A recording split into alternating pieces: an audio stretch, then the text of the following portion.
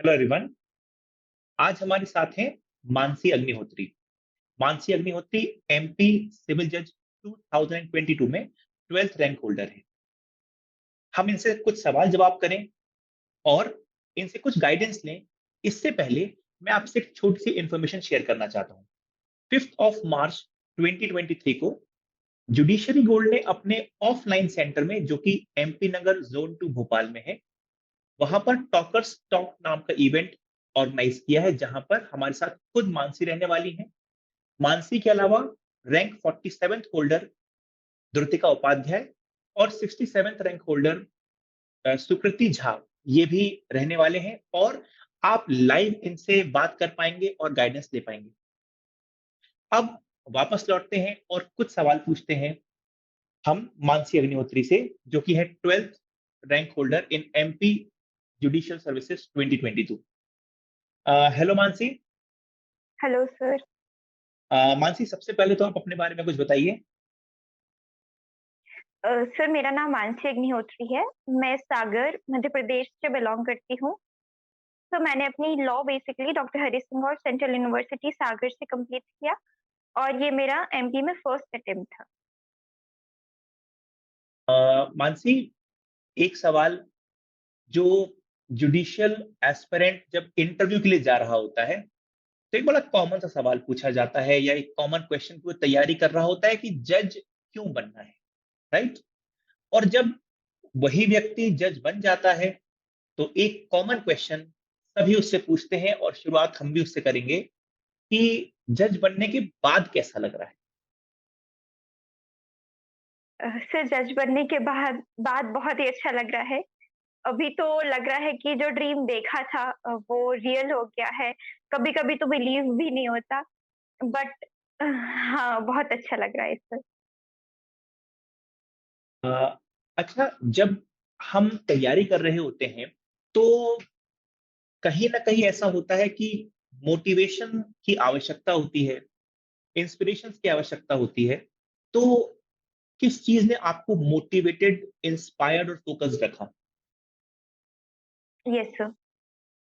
तो मेरा ड्रीम हमेशा से यही था कि मुझे जुडिशरी में जाना है स्कूल टाइम से। तो मेरे अकॉर्डिंग मोटिवेशन खुद एक पर्सन अपने अंदर से जगाता है। एक एक जो छोटा-सा भी रीज़न है अगर वो जैसे मेरा रीज़न था कि मेरी मदर थी, तो मैं हमेशा से अपनी मदर से इंस्पायर हुई कोर्ट में। तो मुझे लगता था कि वही करना है, मुझे करना है, करना है। तो एक पर्सन के अंदर अगर वो रीज़न है कि व्हाई जुडिशरी, तो उसका मोटिवेशन उसे बार-बार उसको याद करना चाहिए, उसका जो रीज़न है, उसी से हमें मोटिवेशन मिलता है। नाइस।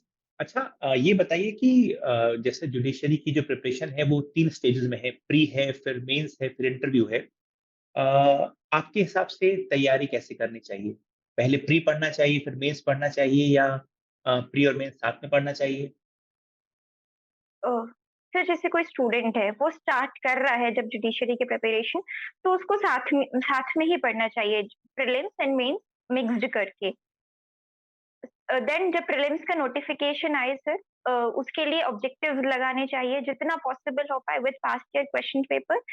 देन जब मेंस आए, तो उसको ज़्यादा से ज़्यादा मेंस प्रैक्टिस करना चाहिए, मेंस के question with past year question paper. Otherwise दोनों को साथ में ही पढ़ना चाहिए। अब जैसा आपने कहा कि जब तैयारी शुरू करी, तो तैयारी शुरू आपने कब से करी थी? मतलब लॉ के आप 3 इयर्स लॉ के स्टूडेंट हैं, तो आपने कब यस सर। से तैयारी चालू कर दी थी अपनी? तो मेरी जो लॉ है वो 2021 में कंप्लीट हुआ, बट 2020 में लॉकडाउन हो गया था कोविड की वजह से। तो वो टाइम को मैंने फुली यूटिलाइज़ किया और मैंने अपनी प्रिपरेशन 2020 से ही स्टार्ट करी थी, सेल्फ स्टडी से। देन 2021 में जब मेरा लॉ कंप्लीट हुआ, तो मैंने जुडिशरी गोल्ड को जॉइन किया कॉम्प्रिहेंसिव बैच। तो एक अच्छा, एक चीज़ और जो काफ़ी स्टूडेंट्स हैं, जो कि पूछते हैं और जवाब भी जानना चाहते हैं कि कई बार ऐसा होता है कि वैकेंसी थोड़ा-सा लेट हो जाती है। जैसे आपने कहा कि लॉकडाउन के टाइम पे आपका लॉ कंप्लीट हुआ है, तो उस समय तो कुछ समझ में भी नहीं आ रहा होगा आपको कि लॉ मतलब वैकेंसी कब निकलने वाली है, और अगर निकलती भी है तो पता नहीं कौन से अटेम्प्ट में आपका क्लियर होगा। हालाँकि अच्छी बात है कि आपका फर्स्ट अटेम्प्ट में क्लियर हो गया, बट फिर भी ये सारी बातें लोगों को बहुत परेशान करती हैं और कई बार ऐसा भी होता है कि एक इंडिविजुअल शायद प्रिपरेशन छोड़कर प्रैक्टिस करने लगे या जॉब करने लगे। आप आपके पास क्या रीज़न था या क्या कारण था कि आप उस समय भी प्रिपरेशन ही करती रहीं? सर सब एक रीज़न मेरा यही था कि मेरा हमेशा से ड्रीम यही था कि मुझे जुडिशरी जॉइन करनी है। अदरवाइज़ अ, डिप्रेशन, एंग्ज़ायटी, प्रिपरेशन के दौरान ये सब नॉर्मल है एक स्टूडेंट के लिए।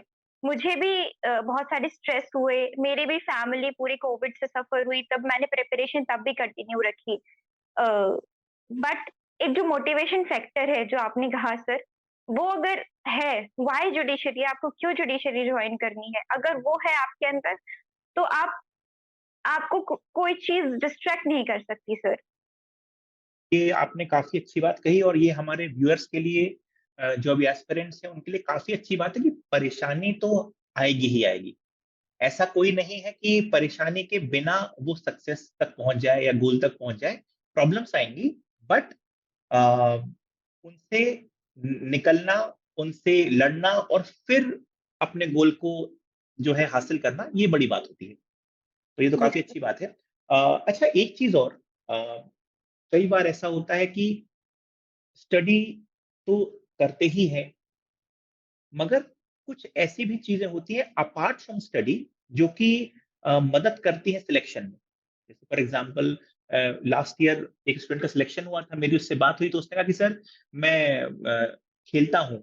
उसने गेम का नाम लिया, उसने कहा कि सर मैं टेनिस खेलता हूँ और क्योंकि अ, जब हारते हैं तो हम स्ट्रैटेजीज़ बदलते हैं, तो फिर इससे हमको पता होता है कि किस तरीके से हमको अपने गोल तक पहुँचना है। तो आपका इस बारे में क्या विचार है? किसी चीज़ ने आपकी भी हेल्प करी क्या कि किस तरीके से आपने अपनी स्ट्रेटजीज़ फ़ॉर्म करी और आप अपने गोल तक पहुँची? तो क्या आप वो शेयर करना चाहेंगी?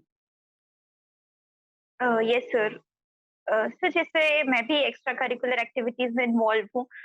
तो सर जब लो फ़ील होता है या डिप्रेस्ड फ़ील करती हूँ, थोड़ा-सा स्ट्रेस फ़ील होता है, तो म्यूज़िक सुन लेती थी या नॉर्मल भी मैं म्यूज़िक सुनती थी। मतलब जब भी थोड़ा-सा पढ़ने के बाद म्यूज़िक तो एक आध गाना गाना तो सुन ही लेती थी, तो उसने हेल्प की।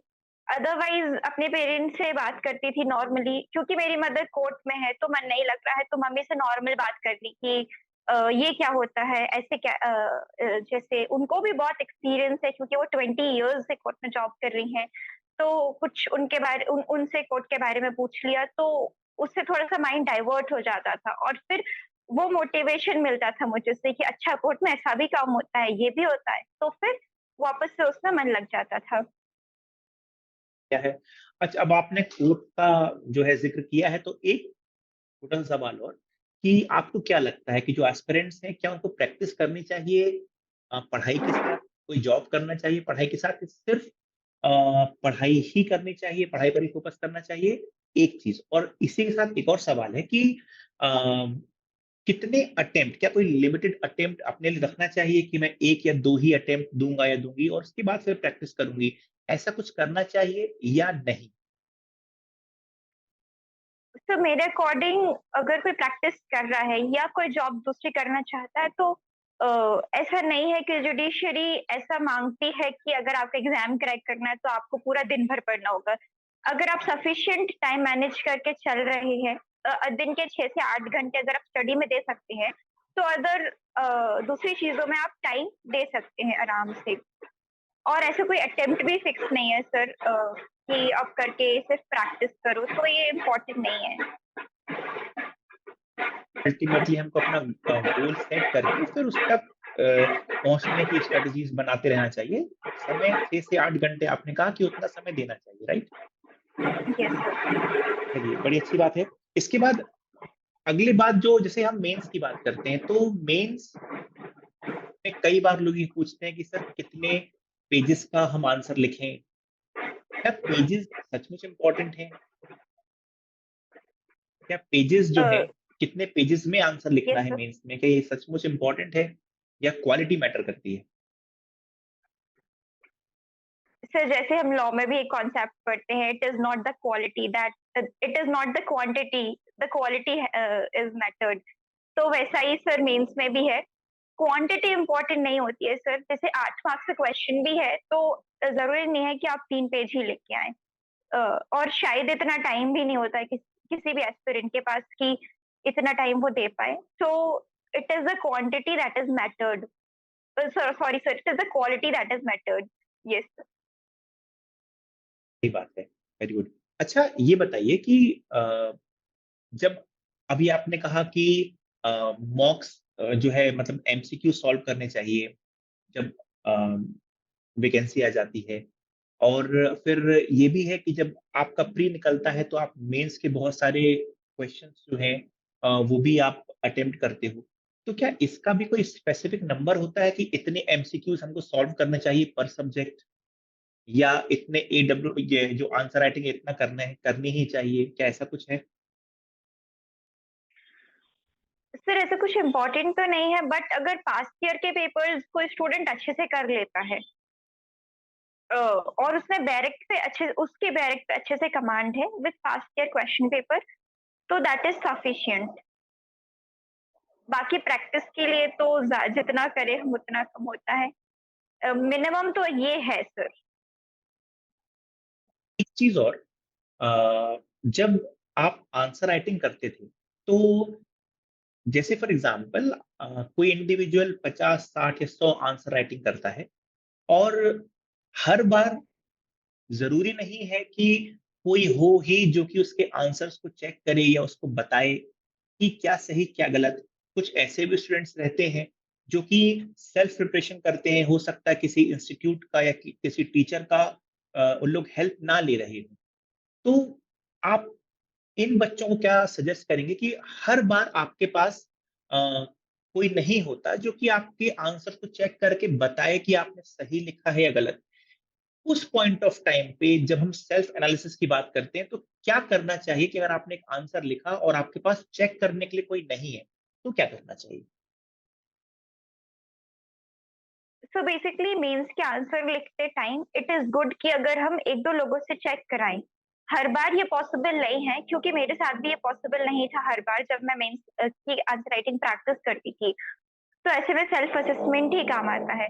जब हमने जो पास्ट में क्वेश्चंस लिख चुके हैं वो जब हम किसी से चेक कराते हैं, तो उस बेसिस पे सर हम जो आगे प्रैक्टिस करते हैं वो काम आता है।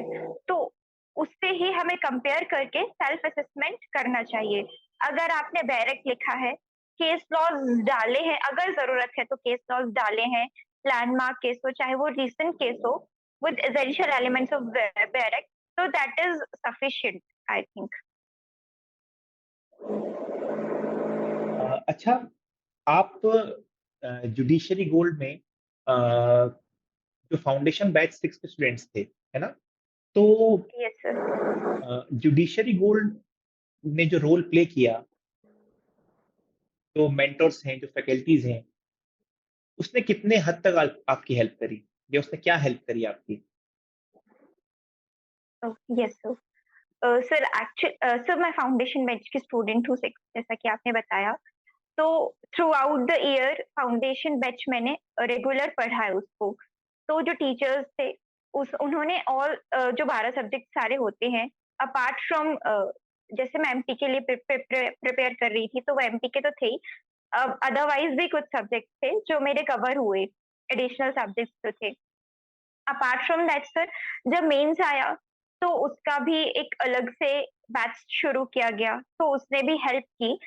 उसके लिए अलग से ट्रांसलेशंस, एसेज और जो पेपर 4 होता है जजमेंट राइटिंग का, वो अलग से कवर हुआ जुडिशरी गोल्ड में।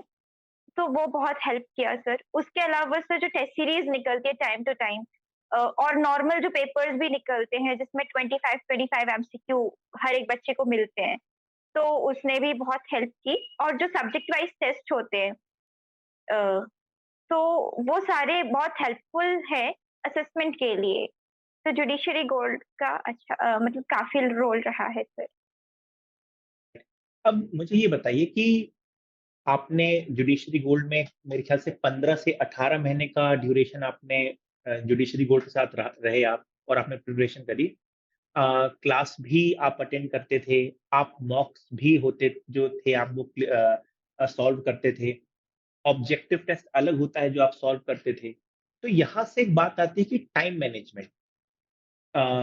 एमसीक्यूज़ को कितना टाइम देना है, आंसर राइटिंग को कितना टाइम देना है, जजमेंट राइटिंग को कितना टाइम देना है, मेन से क्वेश्चन आंसर्स को कितना टाइम देना है और क्या एक एक ही दिन में सारी चीज़ों पर समय देना है या अ, उसके लिए दिनों को डिवाइड करना है?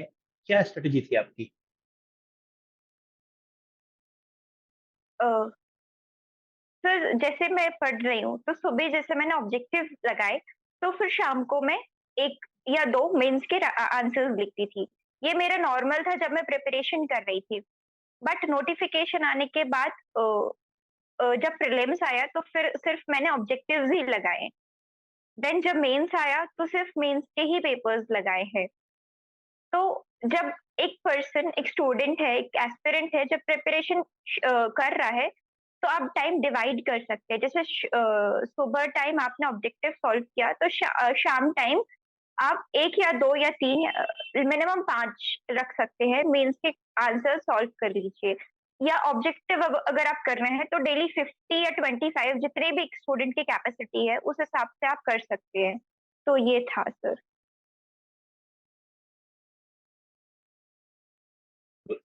आप तैयारी कर रहे थे, उस समय आप जो अपने गोल सेट करते थे कि मुझे अ, सब्जेक्ट तैयार करना है या इतना मुझे पढ़ना है, तो आपके गोल्स पर डे के हिसाब से होते थे या पर वीक होते थे या पर मंथ होते थे?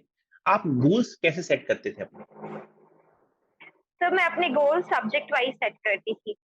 जैसे कोई सब्जेक्ट है सर एविडेंस, तो मैं शुरुआत में टारगेट रखती थी कि मुझे ये 3 दिन में खत्म करना है। 3 दिन मतलब जो टाइम है एविडेंस का जो मैंने अलॉट किया है अपने रूटीन में, वो 3 दिन में 1 या 2 घंटे का जो भी मैं टाइम अलॉट करती थी एविडेंस के लिए, तो वो 1 या 2 घंटे में 3 दिन में मुझे एविडेंस खत्म करना है।